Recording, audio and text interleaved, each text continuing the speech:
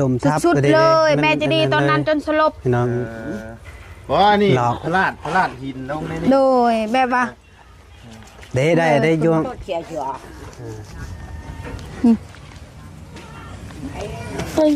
ไอ้กลัว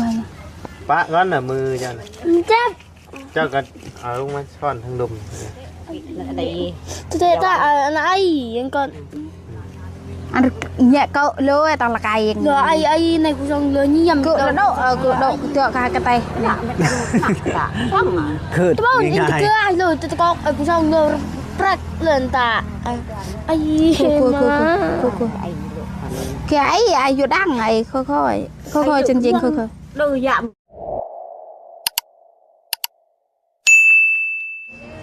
โดยสบายดีไปไซอะนะตักน้ำกินไปตักอยู่ไซอยู่พุ่นน้ำลิ้นเป็นน้ำลิ้นบ่ตักดูไปต่อมาที่ภูเป็นไรบ่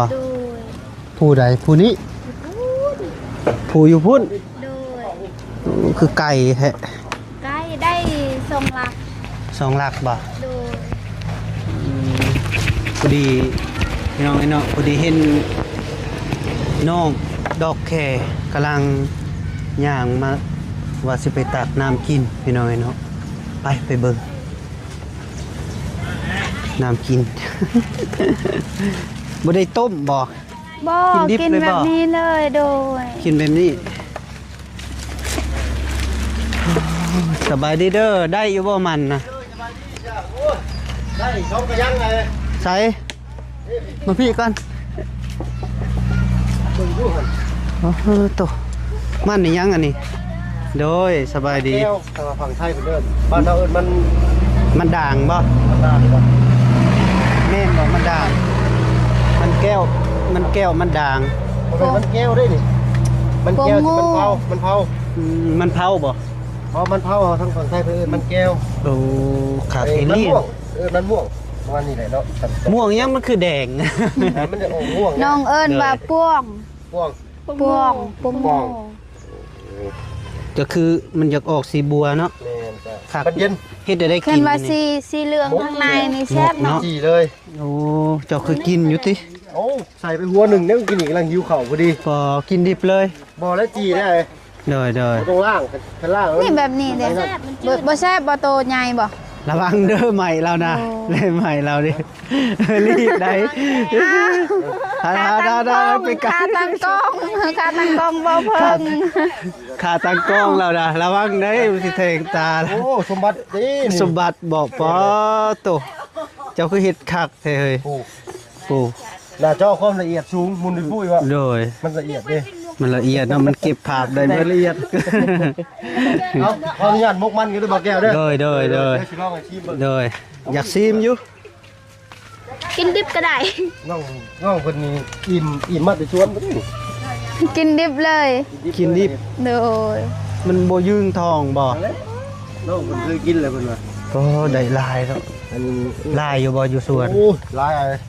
ลายเนาะเต็มกับปั๊มนี่เป็นตาสะออนเนาะไอ้คอไปจีแล้วน้องกินต้องจีเด้อโดยอยู่พ่อกันได้นี่เนาะ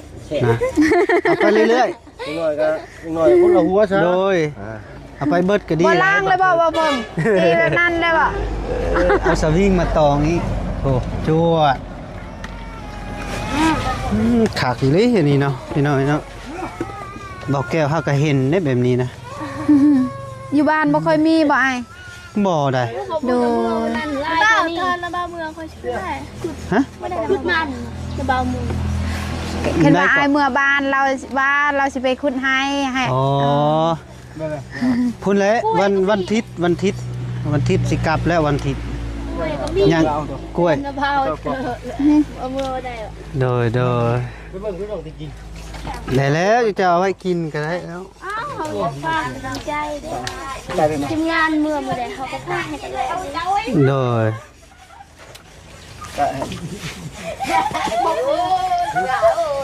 สีขาวมันออกเป็นสีนี้ใช้สีขาวมันเป็นออกสียังป้าบ่เพิ่งจีมันนี่สีชมพูบ่เพิ่ง ชุกแล้วมันบ่เพิ่งแบบนั้น ชื่อนี่ค่ะ สีข้าว ชิมงเป็นที่นี่ เนาะเป็นตาแซ่บเลยเนาะเอ้ยเจ้าปลูกเองบ่ลูกปลูกเอง แต่ก่อนปลูกกินมาเลย ปลูกกินมึด มันโป่งไหม มันปรุงไหมเอาหัวมันทิ่มไปแล้วก็มันปรุงบ่ บ่ มันจะแตกเอง ปลูกแบบนั่นเดี๋ยวแบบอันนั้น เอาเครือมันบ่ โดยเครือมัน แม่นเบิดละตินี่เนาะยอดมันก็กินได้เลยเฮาลวก แซ่บยอดมันแบบนี้ โดย เบิ่งสิกี้ ไปจี้บ่ไปมุกเอาไป จักจีบอลได้เบิ่งบ่เพิ่งเราก็เต็มแล้วอันนั้น10บ่มีบอล ย่ำเลยบ่น่ะกินแล้วแหละกินแล้วเจ้ากะล่างก่อนนะลูกไปเบิ่ง ยานแบบว่าอันนั้น นี่ ดินมันติดเนาะ แม่น แล้วเป็นนิ้วได้กินแบบนี้บ่ได้ล้างเลย ขี้ทรายพุ่นแหละ โดย ดินทรายกึบปดนี่กลัวหมวกแล้วค่อยบ่เห็นได้นี่ FC สิว่าเอาคือบ่เห็นหน้าว่าเห็นแต่หมวกกระเด็บอยู่คักเนาะบรรยากาศแบบนี้มีฮอดมันฮอดอิหยังปลูกเอง อร่อยเกิมอ่ะ คือบ่ปลูกสาลีแถวนี้นะแบบเป็นสวนสาลีเลยปลูกสาลีงาม เขา เล ปลู ย กมันอยู่ อืม เขาบ่ได้ปลูกสลิง ปลูกสาลีแล้วก็ปลูกมักอึพอได้เก็บกินยอนมานะ โอ้ คักได้คืออยู่แถวเนื้อแถวเฮาก็เคยม่วน จะอยู่ในไทยคลิปปรุงอยู่บ้านตาแบบว่าอยู่จะตาเว้ย ได้แต่งจริงโดยมาเห็นบ่นี่แม่นหยัง มันแก้ว ปลีปะโลอยู่มันแก้ว น่ามาจะยัดด่า นั่นแหละว่า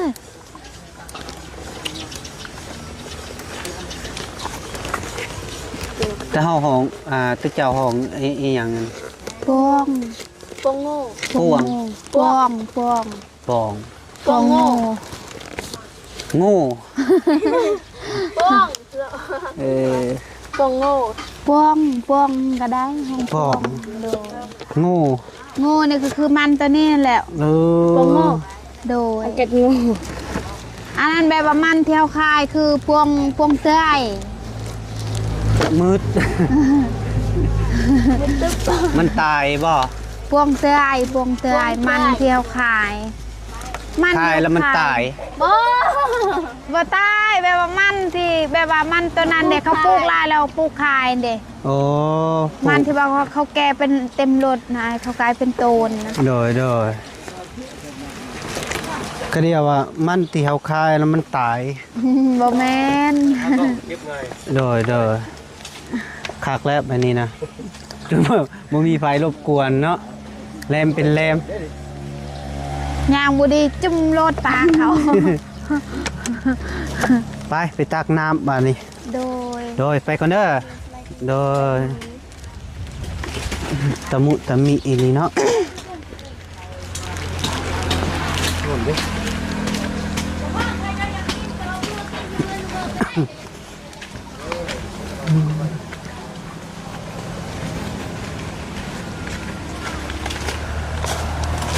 ปล่อยเลยบ่ได้อัดบ่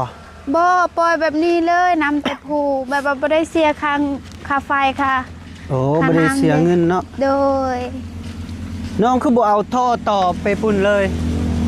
อ้าวตอนนั้นน้องวาสิโตแต่ว่าแบบว่ายานมันนำมันบ่ขึ้นเด้ ขืนเวลาเจ้าใส่เจ้าก็เสีย มั บ นมี3แยกเด้มันบ่ได้แยกเดียวเด้ตอนนั้นมันทอนี่ก็มันก็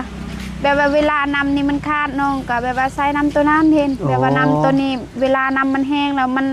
มักทอขาดเด้ก็เลย โดย ยากหน่อยหนึงก็เลยเอาน้ำประปาและน้ำกินก็เอา น้ำประปา น้ำตัวนี้ ก็เรียกว่าซื้อเป็นกระพุ้ยยังมาตั้งไว้พุ่นแล้วก็เอา นึ่งมาแบบว่ามันไม่ได้เป็นเศร้าแบบนี้เห็นไอแบบว่าเขาไม่ได้ก่อแบบนี้แบบว่าขี้ฝุ่นมันลายดิคือเบื้องนั้น โดย แต่ว่าแบบนี้ขี้ฝุ่นไม่ได้ลายบันไดค่ะ บอกกูไม่ว่าอายบอกเจ้าว่าเอาท่อนี่มาต่อที่นี่ไปพุ่นเวลาเจ้าจะ เป่งน้ำ โด ใส่ ย เพิ่น น้องอันนั้นแหละน้องว่าไอ้ว่าน้องเข้าใจแต่ว่าตอนนั้นน้องก็ว่าสิต่อนำตัวนี้เห็น โด แต่ ย แบบมันยากได้สร้างแล้วว่ายากแห้งเลยน้องก็เลยเอาน้ำปลาป้า อ๋อบอกผมหมายว่า เวลาน้องสิเอาน้ำนี่เจ้าก็เน่งท่อไปพุ่นมาแล้วก็เสียบตึ๊บแล้วก็ไปเป่งใส่ พุ่ พุ่น แล้วโทรรถแล้ว บ โทร ซื้อรุ่นทอนอ่อนน่ะเด้ทอนอ่อนทอเขียวๆอ่อนๆนั่นน่ะมันบ่แตกทอนะมันบ่แตกกันทอแบบนี้น่ะแตก โดย กันทอเขียวนี่ตัวไอบอกนะมันบ่แตกมันอ่อนเด้รถเหยียบก็ได้รถเหยียบกันผ้าเหยียบนะคะ ที่นี่ไรอาบริตัวอะไร โดย เลย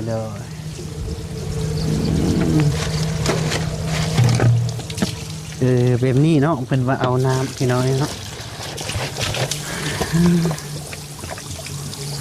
สิพ่อกินบอกมันมือ เยอะเยอะเนี่ยเยอะอันนี้เห็นว่ามืดตักไหมเห็นมืด โอ้คันมืดแล้วมาตักไม้ โดย เลยน้อย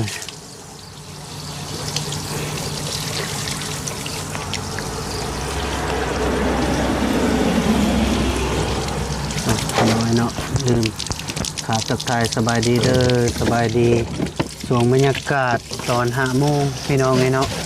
พอดีมาคุยกับน้องเตงน้องดอกแคพี่น้อง ลงตลอด โดย พอดีเบาแก้วลงซื้อตลอดพี่น้อยเนาะหากนมาครั้งแรกก็เป็นแบบนี้แหละพี่น้อยเนาะยังบ่ทันรู้ซื้อน้องแบบลึ่งในป่าค่ะนะพี่น้อยเนาะแต่ว่าบางเทื่อก็เต็งจริงก็ห้องน้องใจดียังต่างๆหาพี่น้อย แบบว่าครั้งแรกมาเนาะแบบว่าบ่จื้อปานใด โดยคันมาเรื่อยแต่อาจจะว่ามันลึกแล้วก็จื้อซื้อเพิ่นเนาะพี่น้อยเนาะ น้องก็คือกันตอนนั้นแบบว่าทีมงานเรามาเห็นน้องก็แบบว่าบางคนแบบว่าลืมชื่อผู้นี้เว่าผู้นั้นชื่อผู้นั้นเว่าผู้นี้ เนาะ บ่ชื่อเด้ แต่ชื่อที่ซื้ออายบัดนี้ โดยชื่อ เนาะ โดย ซื้อง่ายๆนะ แบบว่าเข้าแบบว่าทีมงานแบบว่าหลายคนแต่ว่าชื่อหมดเลยเห็นแบบว่าอายผู้เดียวแบบว่ามา แล้วก็ชื่อแบบนั้นแบบว่ามาผู้เดียวอายมาผู้ โด เดียวย โดยแต่อ้ายมาแต่ละเทื่อก็ยังบ่ทันลึงก็เว้าน้ำเพิ่นแบบนี้บ่หรือว่า เบาแบบใด ว่าอ้ายมาแต่ละเทื่อน่ะยังบ่ทันลึงเพิ่นก็เว้าแบบนี้บ่คุยน้ำเพิ่นบ่ โดยเว่าแบบนี้แหละ โดยดีแล้วก็เดียวว่าคันอ้ายมายังบ่ทันลึงหน้าลึงตาแล้วอยากลี้อยากลบหั่นน่ะ บ่แบบว่าคือการมืดแบบว่าอันนั้นแหละอายบุญคงว่าอ้าวอายมาทายน้องแบบว่าน้องให้ทายบ่หรือว่าบ่ให้เราถามน้องว่าทายโลดน้องแฮงดีใจน้องเว้าแบบว่าทีมงานเรามาเยี่ยมยามแบบว่าน้องบ่มีอายหยังเด่น เนาะ แบบว่าบ่เคยมีภัยมาเยี่ยมยามแบบว่าหลายคนแบบนี้แล้วก็เข้าทีมงานของอายแบบว่าซื้อหยังซื้อขนมซื้อหยังแน่ซื้อมาฝากน้องดีใจแฮงแบบว่าบ่เคยมีเด่นบ่เคยมีเขาแบบว่าเขาซื้อมาฝากอีหยังแบบว่าเอ้ยน้องอีหยังแบบนั้น โดยวันนี้บาบุญคงเราก็เปิดซองบ่ โดย เราเปิดมาติดนบ่ จักเดนแล้วเว้า2ปี3ปีแล้วว่าน้องก็บ่คือกัน อ๋อหายกับบริหุแล้วหรือบ่ โดย แล้วก็เมื่อบาน พี่น้องเนาะ แบบเราเว้าภาษากันเองแล้วเว้าแบบว่าบ่แบบว่าแบบว่าคนสิแล้วเว้าบางคนสิบ่มักเข้ากล้องแล้วเราเว้าเห็นอายบุญคงแล้วเว้าแบบว่าภาษาคือน้องแบบว่าคนเราถึงคือกันเด้ โอ้โดย เขาว่า โดย เขาว่าบางคนมันสิบ่มักเข้ากล้องเขาว่าอันนั้นแหละอายจึงงามก่อนแล้วเว้าเห็นน้องก็ว่าโอ้ยอายมาทายน้องก็ดีใจอายมาเยี่ยมยามน้องก็ดีใจ โอ้เราก็ท้ายติ โดยเราท้ายตลอดเด้อเรามาเยี่ยมยาม เรามาตลอด โดยหมู่บ้านนี้น้องก็ไปเซโปนน้ำลามและลาวและพาไปเพชรใบสนุกครัว อ๋อ โดย มีทางเงินอันเพราะแม่ใจดีบ่ฝากมาให้จะไปเฮ็ด โดยผู้ใหญ่ใจดีฟั ทาง ประเทศ ทางน้องบุญคงบ่ โดย เฮ็ดสามนุครัวที่เก้าในยังบ่มีติสามนุ โด ครัวย ยังบ่มีบ่เคยมีเลยบัดมีแล้วก็แบบว่าได้ใบสนุกครัวนี่บ่มีรูปคือเขาอีก เออง งคือกัน บ่มีรูปอีก โดย ได้แล้วก็บ่มีรูปบ่นักบ่ให้ถือซอยติ บ่นักบ่เป็นหยังปกติ ปกติ โดย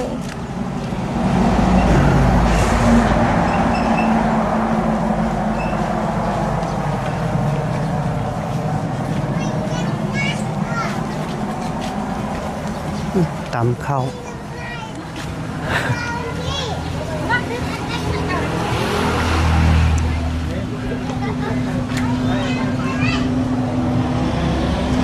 ลด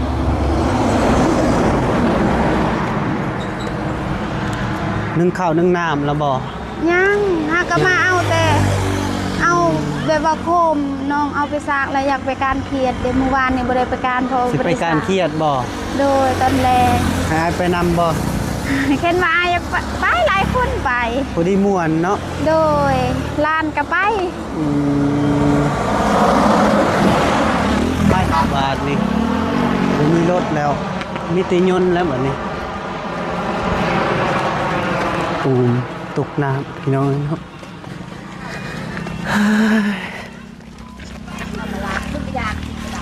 โจยจะตามโอเค สบายดีเด้อโดยฟ้ากันเฮ็ดหยังอะนะนั่งเล่นมาแต่เฮ็ดเวียกอยู่ไส เอียว เสียหญ้า ไม่ไก่ทับจ้าง รับจ้างอ๋อเพิ่นจ้างเท่าไหร่เป็นเดือนบ่เป็นวันบ่ จ้างรับเมาเชียร์หญ้าน้อง โอ้เท่าไหร่เพิ่นให้ แม่ 400,000กีบแล้วละบ่ไหวเนาะเสีย ไปเบิดบ่อยแม่ก็ไปบ่ เพราะเราไปไปคนไปจ้างน้ำแดง โดยคอยมาเช้านี้ก็บ่เห็นเจ้าแม่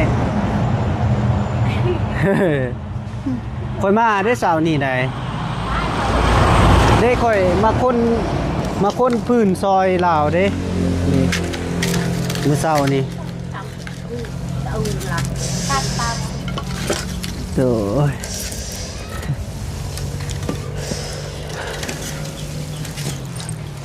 สินึ่งข้าวบ่ โดยอุ่นเข่า อุ่นข้าว โดย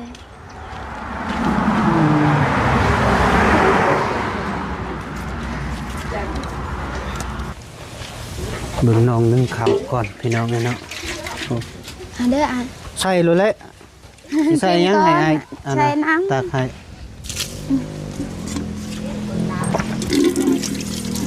สบายเนาะ โด ไก่ ยได้ เปิด น้ำได้สบาย โดย ตอนนั้นตักแบบว่าลายเที่ยวก่อน ตัวนี้บ่ได้เสียเงินติเสียบ่ เงินตัวนี้ เดือนเท่าใดเพิ่นเก็บนะ ยังบ่ทันเขาเก็บ ยังบ่ทันเก็บ โดยยังบ่ทั ถ้าน หมดนี่ ถ้าก็เอามาถ้าก็ใส่นี่บ่ โดยบ่ฮอดเดือนบ่หรือว่า ยังบ่ทันฮอดเดือน โดย คักอยู่ปล่อยแห้งอยู่พี่เนาะปล่อย โดย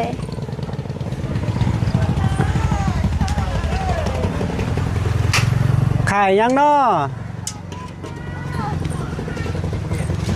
อีหยังแน่ไปเบิ่งมาดู เบิ่งยังไง เพิ่นสิขายยังนะเจ้าอยากกินหยังเอารถไปย่างไปแป๊บหนึง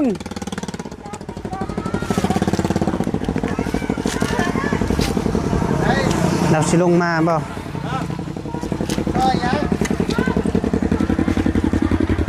เฮ้ยเบิ่งมาดูเจ้าอยากกินหยัง ตัวดินหมักไม้หมักมันหมักก้น มีหยังแน่ เอ้ย ตัวดินว่ะ มัน มะม่วง หมักก้น ซีมอะไรบ่ ซ มาสิซีมึงดูโดยซีมึงดูน้องซีมรถมันแสบบ่มึงลองซีมไม่ค่าเนี่ยปิดหน้าปิดตาเนาะ ส้มเนาะกินส้มนี่ เฮ้ยส้มสื่อซอยนี่สื่อหมักประดินเจ้าย่างอย่างเนาะ เอาตัวนี้ก็ได้อัน ประดินบ้าโดย ส้มตัวนี้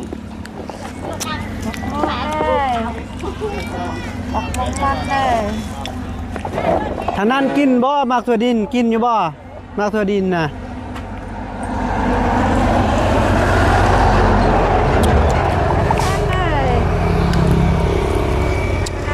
เตือเก่าอะไร จักซิฟอนนี่ละ3จอกแล้ว แถมในเด้อ เอาจักจอก 3แล้วบ่ แถมไม่ค่อยในเด้อ เอา5จอกบ่ ฮะ เอา5บ่ บ่ค่อยบ่เจ้าแถมไม่ค่อยในเด้อ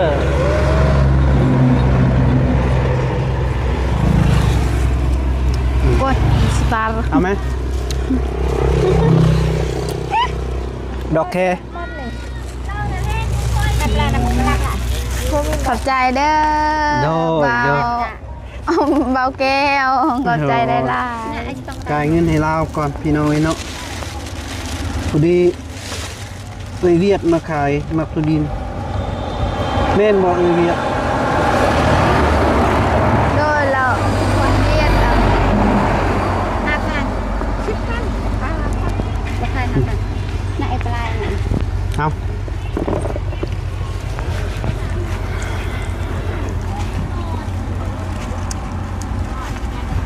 เป็นไดแซ่บบ่ ยำ แชทแล้วบ่มีเงินซื้อ บ่มีเงินซื้อไป ขอบใจเด้อ ใจขอบใจ เจ้าและขอบใจค่อย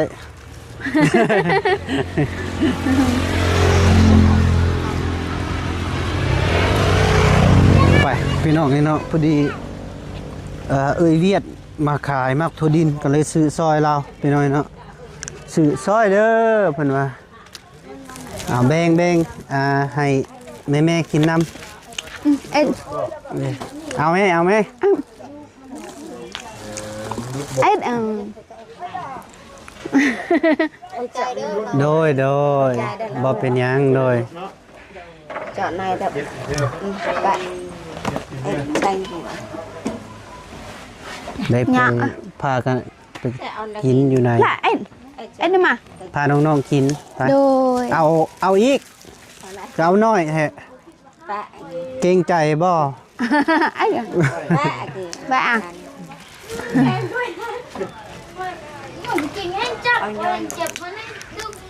ไปพี่น้อง แขนหักดอก เป็นหยังเป็นหยัง ฮะ เกิดอุบัติเหตุ เมื่อกี้นี่ก็ยังดีเลยร่างมันอยู่เลย อีหยัง โอ้ร่างมันแล้วสิเอามันมามุกหยอกกันดมตำหินกินนี่ โอ้ยอีต้นหินเด้ เอ้า ไอ้ต้นหิน น้องเลี้ยง หักบ่ สบายดีเด้อ บ่โดย บอนเป็นเจ็บเฉย โอ้แขนพริก บ่นะบ่มันบ่ได้ลดบ่ได้หยังดอกแบบ เออ มันถลอกเฉย โดย มันเลยกับแนวเลยกี่เลยเมื่อย อะไรยมทำยม กะญาติพ่อผู้กะจับ MTC หน่อย ฮะ จับตู้บ่ยางกลางทางนั่นญาติผู้นั้นมาจักตีกันนั่น บ่แม่นญาติเบิ่งกันเบาบุญเต้น อยากเบิ่งเบาบุญเต้น ในโทรศัพท์ โดยน้ำโทรศัพท์ฮะ อ้าวจริง เจ็บบ่ไปหุงหม้อบ่ไปสักยาไปบ่ ยาบ่ไปว่าไปฉีดยาเอาบ่ยา ใจงอนยันเฟดเฟด บ่เว้นหยังหรอก ยันแฟด เดี๋ยวมันกระเช้ามันนั่นสิ đau sắc mà เกิดเหตุตุแบบง่ายๆเนาะ ๆยิงแม่เราอยู่นานแม่ ดองปอย้อนลงไงนี่อะไรปะ มันยอมมา ถึกเอ็น anh นะครับ ấy mình chép vậy dẹp chỗ เจ็บ ก็หันอันกฤษตะเมาเหม็นยังไง ai mà กล้วยกูจะมองอันตาอันนั้น เอาเลย chứ ตายเบิ่งมาดู เอาย่านอันนี้มันรุดเด้เนาะเขาก็เบิ้งเนาะ นุดบ่ เบิ่งดูให้เราเบิ่ง ค่อยๆแล้วค่อยก็จับค่อยๆไพ่สิจับแหงหูจับไอ้จับนี่ คนจับแบบนี้คนจะบอกว่าตัวนี้มันจะ นี่แบบนี้นายมือกล้าก็ตั้งไหน แล่บ่ ไอ้ vậy cho kì หยอก áo กั này น thì thế ใส่ tốt áo này ไม่ใช่ thế đang ăn lụt lụt này có bài có ăn lụt chỉ gần này cơ ได้ทันหมอ ไอ้ในพวกไอ้วันไหน về về với ta đây về này san chỗ này anh kia bắt áo ăn kỹ xong นั่นดาร์กี้เอ ăn kỹ xong bài và mới lụt anh ăn mình chép sư เจ็บมันเครื่องสิเนาะ đôi mình thương sư บ่ได้เป็นหยังบ่ได้เป็นหยังเดี๋ยว สู้ เจ็บ แต่bắt áo kìกันตัน จะนอกก็เป็น ทอด ผู้สาว เชือนี่ใช่เชือไหนนี่จือสับยาบางมันไหนอ่านฮัดบันไหนทอดบ่ได้บ่ เจ็บแพ ถ ง อดข้างหนึงก่อน ทอดครับ มาได้ ลมทับบ่เป็นยังไง ล่มทับหิน ลมทับหินไปมั้ยนี่อ้าวเย่เนี่ยไหนจริงเจาะเย่เนี่ยไหนเย่เนี่ยเย่เนี่ยไหนเจอ สิบนัดโอ้ จะแม่ง ล ละ ม บ ทั อบ ลนี่ โดย ลมทับ สุด ก็ ๆเลย น แม่จะดีตอนนั้นจนสลบ พี่น้อง บ่ว่านี่ หลอก พลาดหินลงในนี่ โดยแบบว่า ได้ยวง tốt chè chùa ไอ้ กล้วย ปะก่อนน่ะมือเจ้าน่ะ จับ เจ้าก็เอาลงมาช้อนทั้งดม là tệ ở cái ở đây ตัวเตะไอ้ยังก่อน อันเนี่ยก็เลยตอนละกายเอง เหลือไอ้ในกูชงเหลือนี่ยำ cứ là đâu cứ đâuเจาะกระต่าย xong à คืด ตัวบ้านนี่ ง่าย เกลือไอ้เลยตัวก็ไอ้กูชงเหลือปรักเลือนตาไอ้มา แค่ไอ้อยู่ดังไอ้ค่อยจริงๆค่อย đôi dạ một cục lòng một lại ให้เขาไปเป่าเนาะเจ็บแหง ได้บ่ ตัวอื่นอัน มัน เล็ก บ่มันบ่ได้รุดบ่ได้หยังบ่ บ่อันนั้นเด้เจ็บสุดๆเลยบอลนี่ เอากินหมักเท่าดินบ่แซ่บแล้วมีอาการ นี่แล้วมันแบบมันสิเกิดบ่ได้ยาก แม่ง่าย อันมือเกราเนี่ยกัดเกะเลยมันเรียกมือกล้วยตาเกะกล้วยเนี่ยกล้วยนางเกะนี่ง ๆลมทับเอ็นอันนี้ người quên năng đâu then mấy cậu nữa ấy đấy cậu ăn cắt xay đi ใช่อันกัดอันหดเนาะ เด้หยุดได้แล้ว ได้แล้ว เดี๋ยวก็เช้า ngại ăn thức lị nằm เกนรึกลิมาอันรึกลิใน แล้วเป็นได้ไหน จัก แกมาว่ามันเครื่องหน่อยนึง เครื่องหน่อยหนึงบ่ ดูมันนั่น ลมทับ มันตี แบบนี้อะทับซอกบ่ กระดูกตีกระดูกอันกลิ้งทุนตา ยังปนอีหยังแบบนี้พลาดบ่ เราพลา này ra con tàn rồi จ้าจริง ก็สิแม่นลมทับแล้วมันถึกซนเด้ เป็นศอก ซอกเด้ bọc một cái มึนใดกัน ในกระต่ายในชุดๆเลยอันนี้เนาะลมแล้วแบบอันนี้มันเห็น เอาจะน้อยก็ดีแล้ว เดี๋ยวเอาแล้ว เอาให้เลยแห่งซ้ำเติมแล้ว เรีย มา บ เล ร้อยแล้ว โย่ เอาบัดนี้เรียบร้อยบัดนี้ พี่กู้อ่ะก็กึ่งฮักนอนแล้วก็เฮ็ดนั่นนี่เนาะ แม่นเฮาเมื่อล่ะเฮา บ่แล้ว เหยียดเนาะ cậu ăn cắt kỹ ra mà cậu มันแบกเกอนะเฮ็ดนั่นนี่แค่เฮ็ดนั่นนี่แฮงจับ อันตาไหนกี่ มือก็มือเตอจะมือตะบันเจ้าอันนั้นน่ะทำไมอันนึงนั่นน่ะมาดวงน่ะ จังหน่อยก็เช้า เด้อ เป็นยังได้ดอก บ่ยากดอกเบาไล่สิเป่าให้ โอ้ยบ่ได้เป็น lại dạ nhà đăng tâm lực à thằng dạ nhà đăng bọc lòng bọc bẹ trầu อยู่บ้านเฉลียวแต่ก่อนนะคอยเป็นแบบนี้มันอันนั้นจนตาอาย บวม มันบวม บวม บวม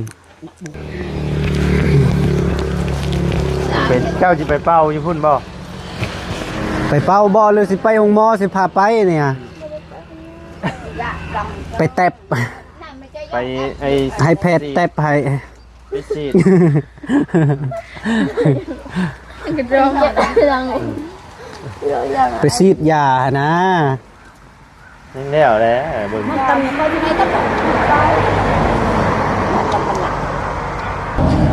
เอาพ่อแม่พี่น้องไอ้เนาะพอดีถ่ายคลิปนี้ก็มี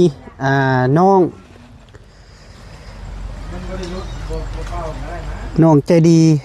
พี่น้องไอ้เนาะเพิ่นลมทับเกิด